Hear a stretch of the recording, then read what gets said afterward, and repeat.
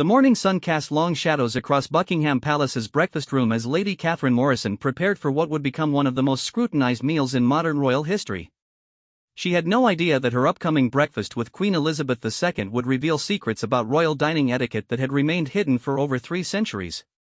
Catherine, a newly appointed cultural attaché from Australia, had studied protocol books for weeks. She knew about curtsying, about waiting for the Queen to begin eating, and about never turning her back on Her Majesty. What she didn't know was that she was about to witness a dining system so complex and meaningful that it had influenced international politics for generations. The Queen entered the breakfast room at exactly 8:30, as she had every morning for decades. Her posture was perfect, her handbag positioned precisely on her left arm, and her jewelry carefully chosen. Catherine noticed these details but didn't understand their significance. She was about to learn that in the world of royal dining, nothing was ever random. The breakfast table was set with bone china that had been in the royal collection since 1760. Each piece was positioned according to rules that dated back to the reign of George III. The distance between the knife and fork was measured in specific increments. The angle of the napkin had been calculated to the degree. Even the height of the water glass followed protocols that had taken royal staff years to master. Queen Elizabeth II took her seat and made a subtle gesture with her right hand. To Catherine, it looked like a simple adjustment of her bracelet. In reality, the Queen had just sent a signal to the palace staff that would determine the entire pace and tone of the meal. This gesture meant that breakfast would last exactly 25 minutes, that conversation would focus on cultural matters rather than politics, and that no photographs would be taken. Catherine began to eat her scrambled eggs, unaware that her every movement was being observed and interpreted. The way she held her fork revealed her educational background. The speed at which she ate indicated her comfort level with formal dining. Even the direction she looked while chewing provided information about her character and intentions. The Queen noticed that Catherine placed her knife and fork parallel to each other after each bite. This was a sign of someone who had been trained in continental European dining etiquette, suggesting that Australia's cultural attaché had spent significant time in France or Germany. The Queen filed this information away, knowing it might prove useful in future diplomatic discussions. 20 minutes into the meal, the Queen picked up her handbag and moved it from her left arm to her right. Catherine saw this but thought nothing of it. The palace staff, however, recognized this as one of the most important signals in royal protocol. It meant that the conversation was about to shift to a more serious topic, and that everyone present needed to pay closer attention to what was being said. The Queen began discussing Australia's role in the Commonwealth, but her real message was being conveyed through her dining behavior.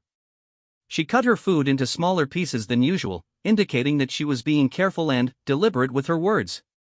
She took smaller sips of tea, showing that she was thinking deeply about each topic raised. Most importantly, she kept her hands visible on the table throughout the conversation, a signal that she was being completely honest and open. Catherine found herself unconsciously mirroring the Queen's eating patterns. This was exactly what the Queen had hoped for. In royal dining etiquette, synchronization of eating rhythms often indicated agreement and understanding. When two people at a formal royal meal began eating at the same pace, it suggested that they were finding common ground in their discussion. The conversation moved to Australia's indigenous culture, and the Queen made another subtle gesture.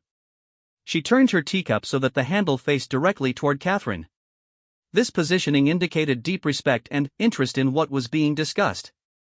It was a signal that the Queen considered the topic to be of great importance and that she wanted to learn more. As the meal continued, Catherine began to notice patterns in the Queen's behavior. When discussing topics the Queen found particularly interesting, Her Majesty would rest her fork on the right side of her plate. When she disagreed with something, she would place her napkin slightly to the left of her setting. These movements were so subtle that they would be invisible to most observers, but they formed part of a communication system that had been developed over centuries. The breakfast room itself played a crucial role in this silent communication. The paintings on the walls had been chosen not just for their artistic value but for their symbolic meaning. The portrait of Queen Victoria reminded visitors of the importance of tradition and duty. The landscape painting of the Scottish Highlands conveyed the monarchy's connection to all parts of the United Kingdom. Even the choice of flowers on the table sent specific messages about the season, the occasion, and the level of formality expected. Catherine learned later that the placement of guests at royal meals followed rules that were more complex than most people could imagine. The distance from the monarch indicated the guests' importance, but it also reflected their trustworthiness, their political alignment, and even their personal relationship with other members of the royal family. Where Catherine sat that morning had been calculated based on dozens of factors, including Australia's current political situation, her own background, and the specific goals of the meeting. The Queen's choice of breakfast foods also carried meaning. She selected items that were traditionally British, demonstrating pride in her country's culinary heritage. She avoided foods that might be associated with other European nations, sending a subtle message about Britain's independence and unique identity. Even her preference for Earl Grey tea over other varieties reinforced messages about tradition, quality, and refined taste. As the meal neared its end, the Queen performed what Catherine later learned was called the conclusion sequence. She finished her tea completely, placed her cup and saucer in a specific position, and folded her napkin in a particular way. These actions signaled to the staff that the meal was ending, but they also conveyed her satisfaction with the conversation and her positive feelings toward her guest. The final moments of the breakfast revealed the most sophisticated aspect of royal dining etiquette. The Queen stood at a precise moment, not when she was finished eating, but when the conversation had reached its natural conclusion. This timing required years of practice and an understanding of social dynamics that went far beyond simple manners. Catherine left the breakfast feeling that it had gone well, but she had no idea how much information had been exchanged through silent signals. The Queen had learned about Catherine's background, her honesty, her level of cultural sophistication, and her potential as a diplomatic partner. Catherine had unknowingly demonstrated her respect for tradition, her attention to detail, and her ability to adapt to formal situations. The breakfast that morning was just one example of how royal dining etiquette served purposes that went far beyond politeness. Every royal meal was an opportunity to gather intelligence, to send political messages, and to strengthen or weaken relationships. The dining room was as much a center of power as any parliament or cabinet meeting, and the rules that governed behavior at the table were as important as any laws or treaties. This system of silent communication had evolved over centuries, shaped by the needs of monarchs who had to navigate complex political situations while maintaining public dignity. Royal dining etiquette had influenced the outcomes of wars, the formation of alliances, and the fate of nations. Understanding these hidden meanings was essential for anyone who wanted to truly comprehend how power operated at the highest levels of society. The breakfast between Queen Elizabeth II and Lady Catherine Morrison was remarkable not because anything dramatic happened, but because it demonstrated how ordinary royal meals functioned as sophisticated tools of diplomacy and communication. Every gesture, every pause, every choice of food or drink contributed to a conversation that was taking place on multiple levels simultaneously. The Grand Dining Hall of Versailles had witnessed countless meals that changed the course of European history, but none more significant than the state dinner hosted by King Louis XIV in 1685. Ambassador Wilhelm von Habsburg arrived that evening completely unaware that his table manners would determine whether Austria and France would become allies or enemies in the coming war. Wilhelm had been briefed extensively on French court protocol by his advisors back in Vienna. They had taught him about bowing to the king, about waiting for permission to sit, and about the proper way to address members of the French nobility. What they had not taught him was that French royal dining etiquette had evolved into a language so sophisticated that it could convey political messages more clearly than any written document. The Sun King entered the dining hall wearing a coat embroidered with gold thread that caught the light from 1,000 candles. His every movement was calculated to demonstrate power and magnificence. The way he walked, the angle of his head, even the rhythm of his breathing had been practiced until they conveyed exactly the message he wanted to send.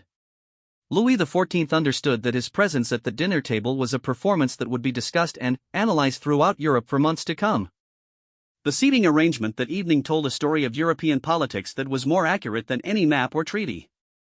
Wilhelm found himself seated 3 positions to the left of the king, a placement that indicated France's current view of Austria's importance but also suggested room for improvement in their relationship. The Spanish ambassador sat directly across from Wilhelm, a positioning that subtly reminded both men of the territorial disputes their countries were trying to resolve. The king began the meal by selecting specific items from the elaborate array of dishes before him.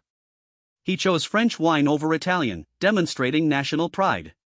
He selected beef over lamb, showing strength and power. Most significantly, he served himself generous portions, indicating confidence in France's military and economic position. Every choice was observed by the assembled diplomats and nobles, who understood that they were witnessing a display of political messaging disguised as dinner. Wilhelm noticed that the French courtiers seemed to follow an unspoken rhythm in their eating. They began each course only after the king had taken his first bite, and they finished each dish before Louis XIV completed his portion. This synchronization created an atmosphere of unity and order that reinforced the king's absolute authority over his court and, by extension, his kingdom. The conversation during the meal followed patterns that Wilhelm gradually began to recognize. When the king discussed military matters, he cut his food with precise, decisive movements that suggested confidence in French military capabilities. When he spoke about trade and economics, he ate more slowly and deliberately, conveying the message that France approached business relationships with careful consideration and patience. The most revealing moment of the evening came when the king addressed Wilhelm directly about the disputed territories along the Rhine River. As Louis XIV spoke, he performed a series of actions that seemed casual but carried deep meaning. He set down his knife and picked up his wineglass with both hands, indicating that he was making an important statement that required Wilhelm's full attention. He took a small sip of wine and, then, placed the glass exactly in the center of his place setting, showing that France's position on the territorial dispute was firm and non-negotiable. Wilhelm understood that he was expected to respond not just with words but with his own dining behavior.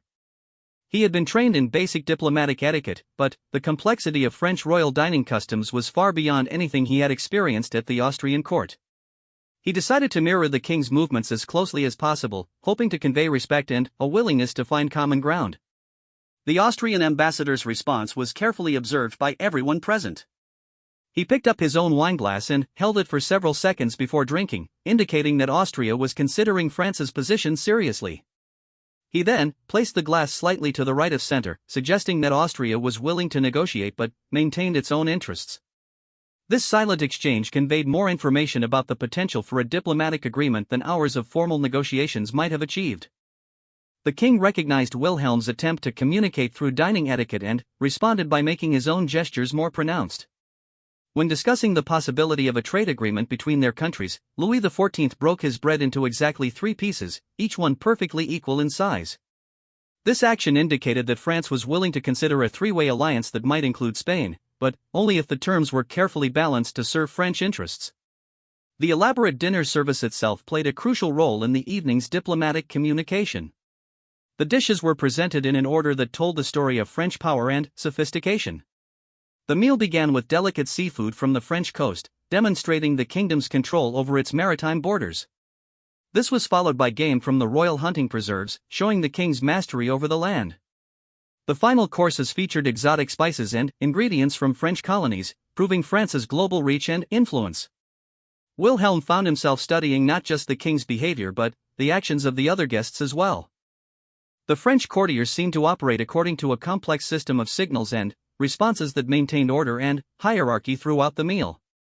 When one nobleman wanted to speak, he would place his fork in a specific position that indicated his desire to contribute to the conversation.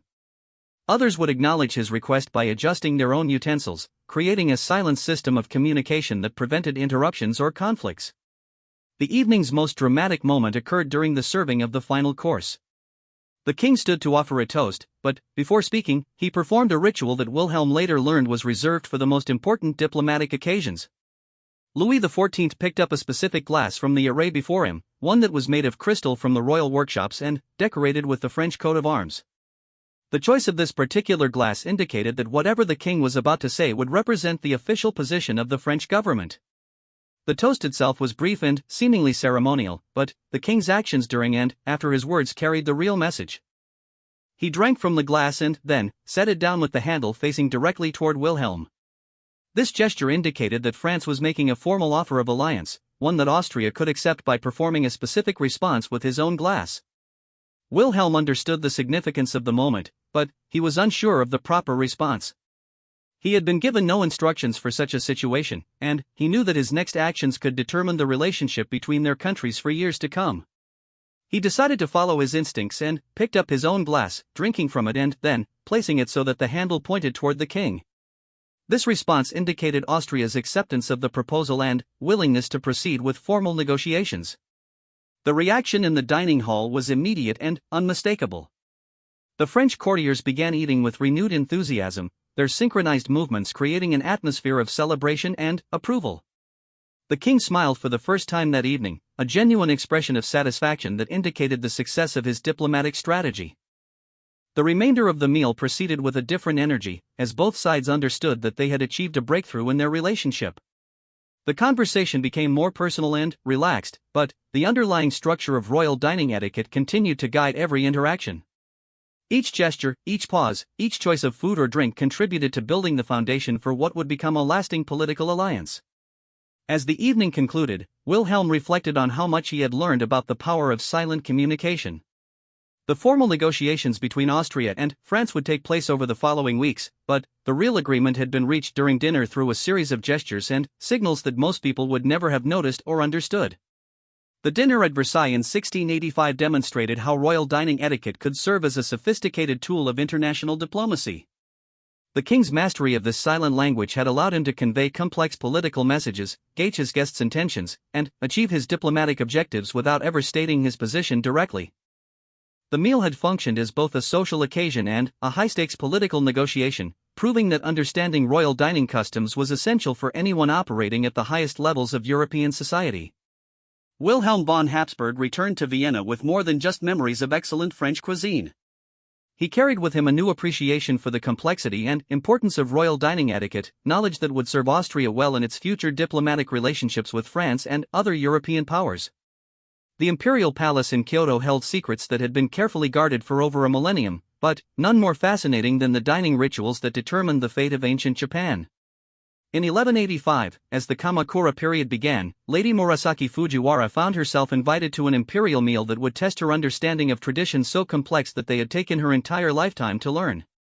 Lady Murasaki had been born into one of Japan's most noble families, trained from childhood in the intricate ceremonies that governed life at the imperial court.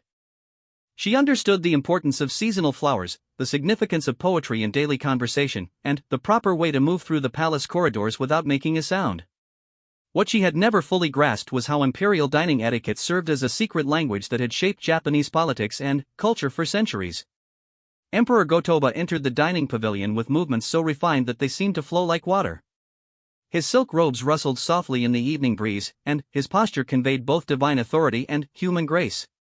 Every step he took had been practiced thousands of times, not just to maintain dignity, but to communicate specific messages about his relationship with his guests, his mood, and his intentions for the evening ahead. The meal that evening would follow traditions that dated back to the Heian period, when Japanese imperial dining had evolved beyond simple sustenance into an art form that expressed the deepest values of Japanese civilization.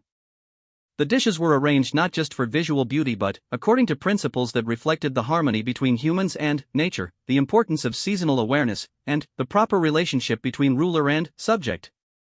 Lady Murasaki took her place on the tatami mats with movements that had been refined through decades of practice. The way she folded her legs, positioned her hands, and held her head conveyed information about her family's status, her personal character, and her level of cultural sophistication. In the world of imperial Japanese dining, physical grace was considered a reflection of spiritual refinement and political wisdom. The emperor began the meal by acknowledging the season with a brief meditation on the autumn leaves visible through the pavilion's open screens. His words seemed simple and poetic, but they carried deeper meanings that everyone present understood. By choosing to focus on the temporary beauty of autumn, he was making a subtle reference to the recent political changes in Japan and the need to accept the natural cycles of power and influence. The first course consisted of vegetables and fruits that had been harvested that morning from the imperial gardens. The way these foods were prepared and presented told a story of Japanese values that was more complex than any written philosophy. Each dish was arranged to highlight the natural colors and shapes of the ingredients, demonstrating respect for the gifts of nature. The portions were small and precise, showing the importance of moderation and restraint in all aspects of life. Lady Murasaki noticed that the emperor ate with deliberate slowness, taking time to appreciate each flavor and texture before moving to the next dish. This pace was not just about enjoying the food but about demonstrating the proper relationship between human desire and self-control.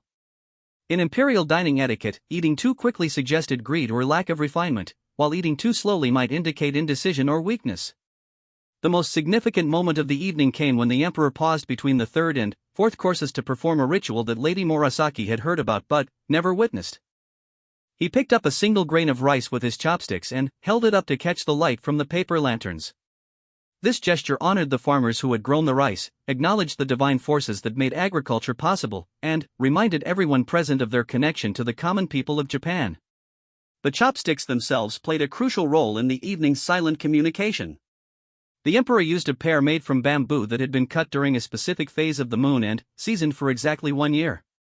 The way he held them, the angle at which he positioned them when setting them down, and the rhythm with which he used them all conveyed messages about his spiritual state, his political intentions, and his relationship with his guests.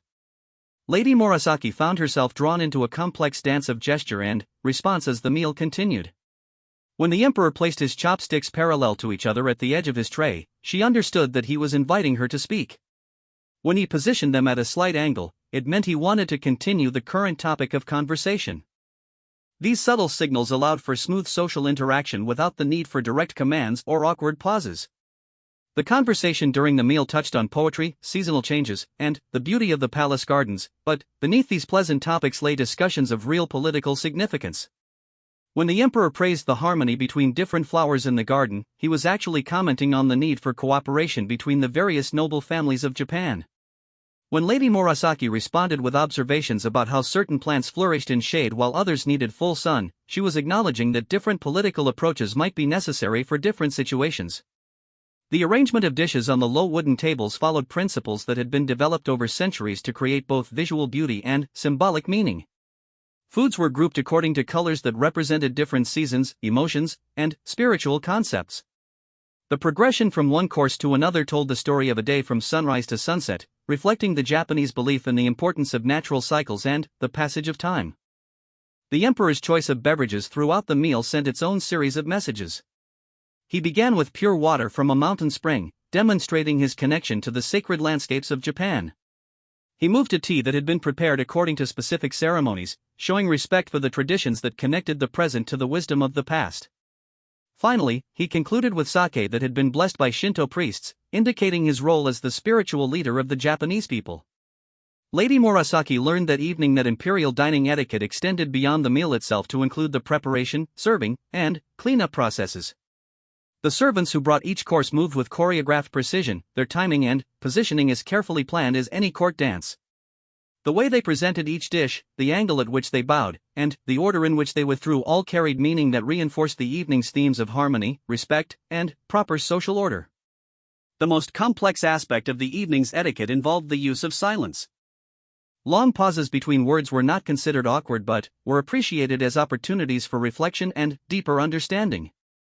The emperor would sometimes stop speaking entirely for several minutes, using this time to contemplate the garden, appreciate the food, or simply exist in the moment. These silences were as meaningful as any spoken words and required great skill to interpret correctly. As the meal progressed, Lady Murasaki began to understand that she was participating in something far more significant than a simple dinner. The evening was a form of meditation, a political communication, and a cultural ceremony all at the same time. Every aspect of the experience had been designed to reinforce values that were essential to Japanese civilization and to strengthen the bonds between ruler and subject. The final course of the meal consisted of a single perfect pear that had been selected that morning from the imperial orchards. The emperor divided this fruit into portions for each guest using a knife that had been crafted by master metalworkers and blessed in religious ceremonies. The sharing of this fruit represented the emperor's willingness to share the prosperity of Japan with those who served faithfully, and the act of eating it together symbolized the unity between different levels of Japanese society. The conclusion of the meal followed rituals that were as precise as its beginning.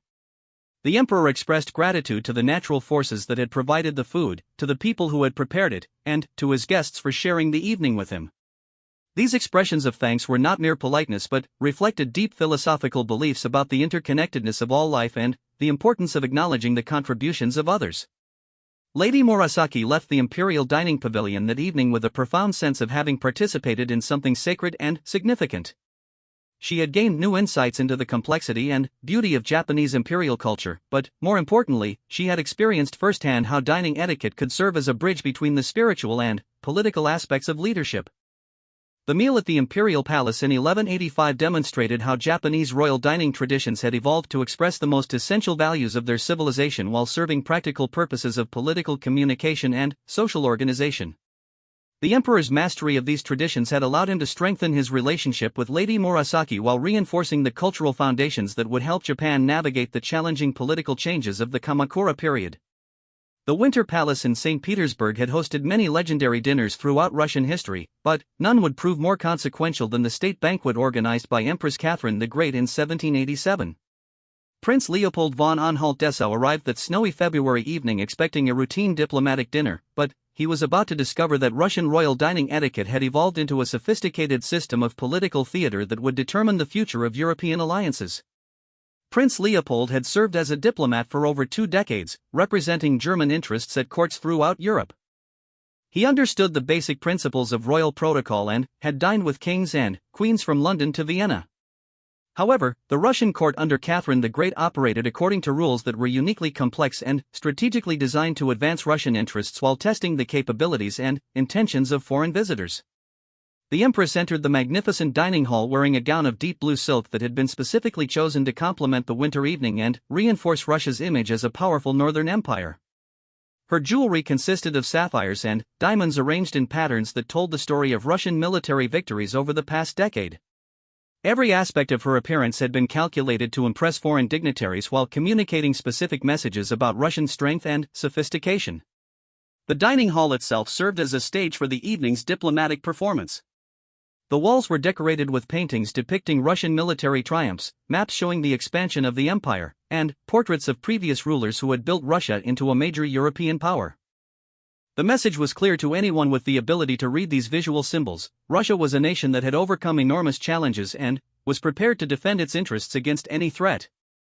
Prince Leopold found himself seated at a position that required careful interpretation. He was placed close enough to the Empress to indicate Russia's respect for German interests, but far enough away to suggest that the relationship between their countries still had room for improvement.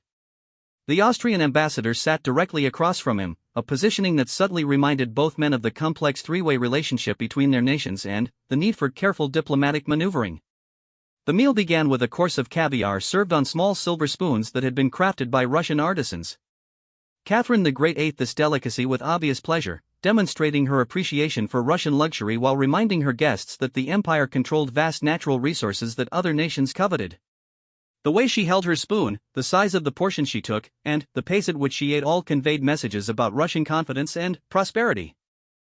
Prince Leopold noticed that the Russian courtiers seemed to follow a pattern of behavior that was different from anything he had observed at other European courts. They watched the Empress constantly for subtle signals that would guide their own actions throughout the evening. When she adjusted her position slightly in her chair, several nobles immediately made similar movements.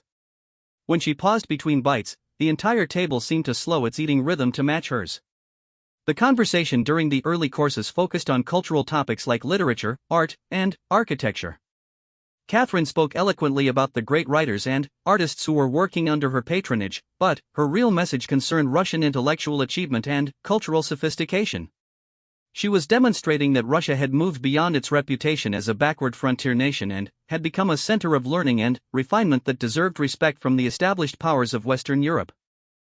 The most revealing moment of the evening came during the serving of the main course, a magnificent roast that had been prepared according to traditional Russian recipes but presented with French-influenced artistry.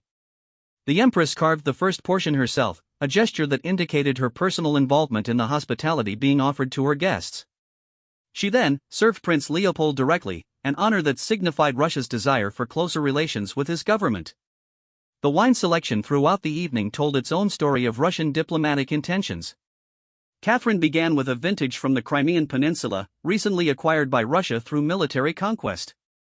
This choice reminded everyone present of Russian military capabilities and territorial ambitions. She then moved to wines from various European regions, demonstrating Russia's integration into continental trade networks and cultural exchanges. Prince Leopold found himself drawn into increasingly complex exchanges of gesture and symbol as the evening progressed. When the Empress raised her glass for a toast, she held it at a specific height and angle that indicated the level of respect she was offering to his government. When she set the glass down, she positioned it so that the stem pointed directly toward him, a signal that Russia was making a formal overture for closer cooperation. The dining service itself reflected the unique character of Russian royal etiquette under Catherine the Great. The dishes were presented with European elegance but incorporated Russian elements that demonstrated national pride and cultural identity. The serving staff moved with military precision, their timing and coordination reflecting the discipline and organization that characterized Catherine's government. The most sophisticated aspect of the evening's communication involved the use of traditional Russian customs within a European-style formal dinner. Catherine performed several rituals that had deep meaning in Russian culture but might seem merely decorative to foreign observers. She broke bread with her hands rather than cutting it with a knife, an action that symbolized her connection to the common people of Russia and her role as a mother figure to the nation. The conversation gradually shifted to more serious political topics as the evening advanced. When discussing the ongoing tensions with the Ottoman Empire, Catherine spoke in measured tones while cutting her food with decisive movements that suggested confidence in Russian military capabilities. When addressing questions about trade relationships with German states, she ate more slowly and thoughtfully, indicating Russia's careful approach to economic negotiations. Prince Leopold began to understand that he was expected to respond through his own dining behavior as well as his words. When Catherine mentioned the possibility of a mutual defense agreement, he demonstrated his interest by mirroring her eating pattern and maintaining steady eye contact throughout her remarks. When she suggested expanding trade between their regions, he showed enthusiasm by reaching for his wineglass at the same moment she reached for hers. The evening's most dramatic development occurred during the dessert course, when Catherine performed a ceremony that Prince Leopold later learned was reserved for the most important diplomatic occasions. She selected a piece of Russian honey cake and offered it directly to him using her own fork, a gesture that indicated Russia's willingness to share its sweetness and prosperity with trusted partners. The symbolic meaning of this action was profound and immediately understood by everyone present. In Russian culture, sharing food from one's own plate represented the highest level of trust and friendship. By performing this gesture in front of the assembled court, Catherine was making a public commitment to improving relations with Prince Leopold's government and signaling her willingness to consider significant concessions in upcoming negotiations. Prince Leopold recognized the importance of his response to this unprecedented honor. He accepted the offered cake with obvious gratitude and then performed his own gesture of reciprocity by offering Catherine a piece of fruit from his plate. This exchange sealed an understanding between their governments that would influence European politics for the next decade. The remainder of the evening proceeded with an atmosphere of warmth and cooperation that reflected the success of Catherine's diplomatic strategy. The formal negotiations that would follow in the coming weeks had been essentially predetermined by the agreements reached through silent communication during the dinner. Both sides understood the terms being offered and the level of commitment expected from each party. As the evening concluded, Catherine performed the traditional Russian ceremony of thanking her guests for sharing her table and her home. She stood and offered a final toast that acknowledged the bonds formed during the meal and expressed hope for continued friendship and cooperation. Her words were gracious and diplomatic, but her real message had been conveyed through the complex system of gestures, symbols, and rituals that had guided every aspect of the evening. Prince Leopold departed from the Winter Palace that February night with a profound appreciation for the sophistication and effectiveness of Russian royal dining etiquette. He had witnessed Catherine the Great's mastery of a communication system that allowed her to advance Russian interests while maintaining the dignity and grace expected of an enlightened European monarch. The dinner at the Winter Palace in 1787 demonstrated how Catherine the Great had adapted traditional Russian customs to serve the needs of modern diplomacy and international relations. Her understanding of dining etiquette as a tool of statecraft had enabled Russia to take its place among the great powers of Europe while maintaining its unique cultural identity and political independence. The Royal Palace of Madrid buzzed with nervous energy on the evening of October 12, 1492, as Queen Isabella of Castile prepared to host the most important dinner of her reign.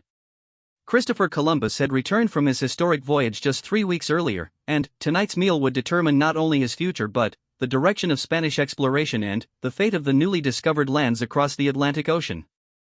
Isabella had built her reputation as one of Europe's most skilled political strategists, but her greatest weapon was her mastery of Spanish royal dining etiquette, a system of communication that had evolved over centuries to serve the complex needs of the Iberian kingdoms.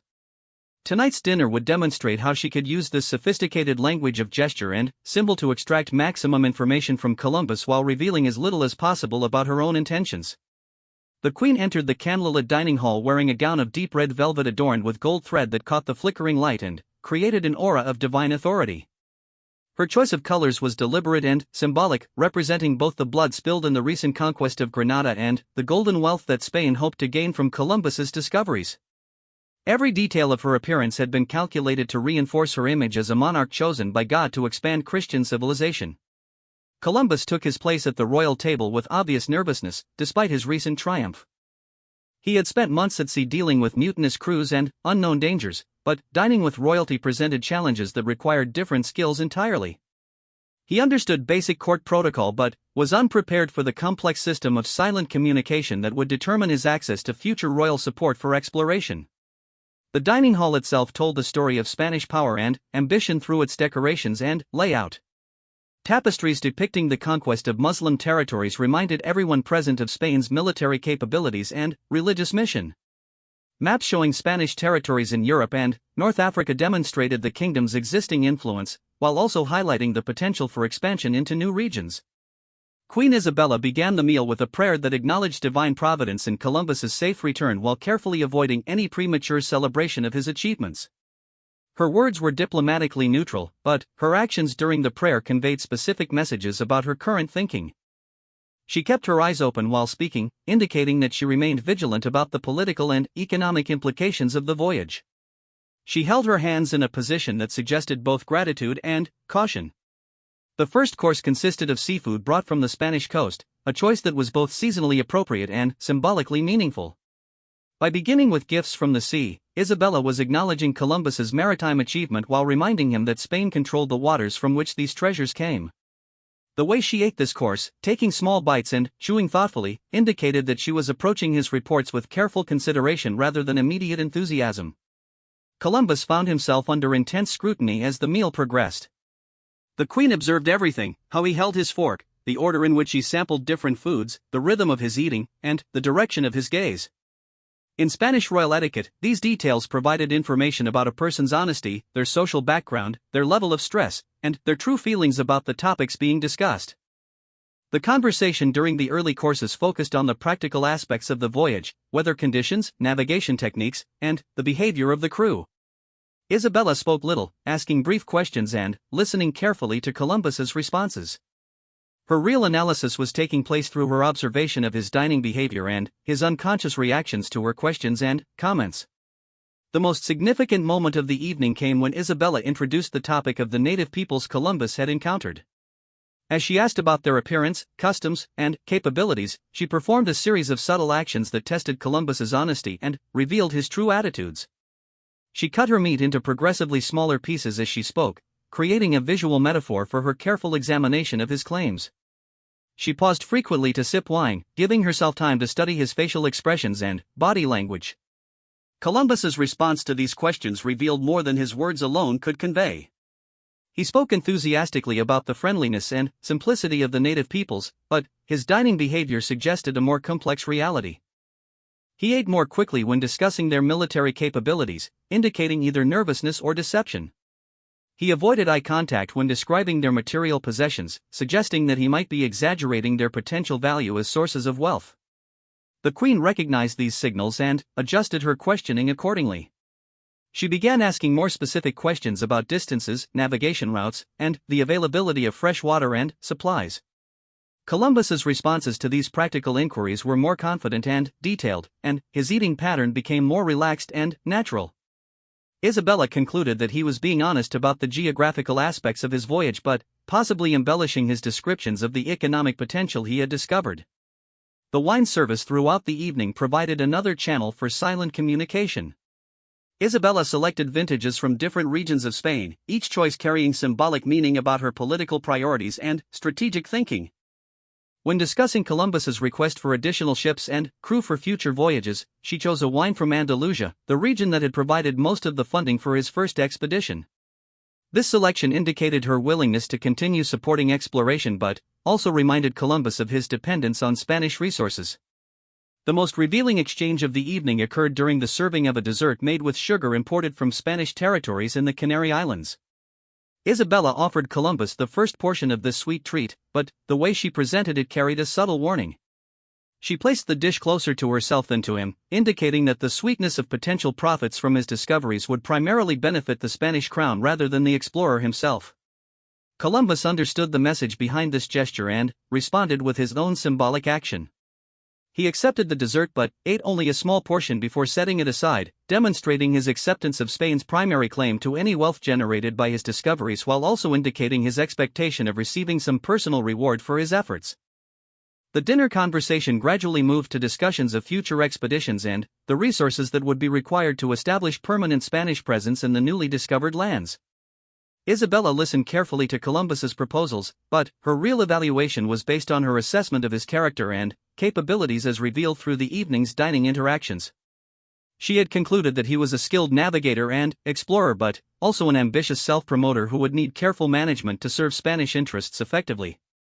The Queen's final test of Columbus's character came during the last course of the meal. She asked him to describe his long-term vision for Spanish activities in the new lands, while simultaneously offering him wine from a specially selected bottle. The vintage she chose had been produced during a particularly difficult year for Spanish agriculture, when careful management and patience had been necessary to achieve a successful harvest. This choice indicated her belief that success in the new territories would require similar qualities of persistence and wise leadership. Columbus's response to both the question and the symbolic wine offering demonstrated his understanding of the Queen's expectations. He spoke about the need for gradual development of Spanish settlements, careful treatment of native populations, and systematic exploration of resources. His willingness to drink the challenging wine while discussing these topics showed his acceptance of the difficulties ahead and his commitment to representing Spanish interests rather than pursuing personal glory. The evening concluded with a ceremony that formally established the terms for future Spanish exploration efforts. Isabella stood to offer a toast that acknowledged Columbus's achievements while making clear that all future expeditions would operate under direct royal authority. The specific words she used were less important than the manner in which she delivered them, standing in a position that emphasized her sovereign authority while raising her glass at a height that indicated respect for Columbus's contributions. Columbus's response to this toast required him to demonstrate his acceptance of the political relationship being established. He stood immediately when the Queen rose, indicating his recognition of her authority. He raised his glass to match the height of hers, showing appropriate respect without challenging her superior status. Most importantly, he drank from his glass only after she had completed her drink, acknowledging that his future actions would be guided by her decisions and priorities. The royal dinner on October 12, 1492, accomplished far more than could have been achieved through formal negotiations or written agreements. Queen Isabella had used the sophisticated language of Spanish royal dining etiquette to evaluate Columbus's character, test his honesty, and establish clear expectations for future exploration efforts. Columbus had demonstrated his understanding of the political realities that would govern his relationship with the Spanish crown and his acceptance of the terms being offered. The meal that evening established the framework that would guide Spanish exploration and colonization efforts for the next century. The silent communication that took place through dining etiquette had created mutual understanding between the Queen and Columbus about their respective roles, responsibilities, and expectations. This understanding would prove crucial as Spain embarked on the historic process of establishing its empire in the Americas, transforming the course of world history through the careful application of royal protocol and diplomatic wisdom.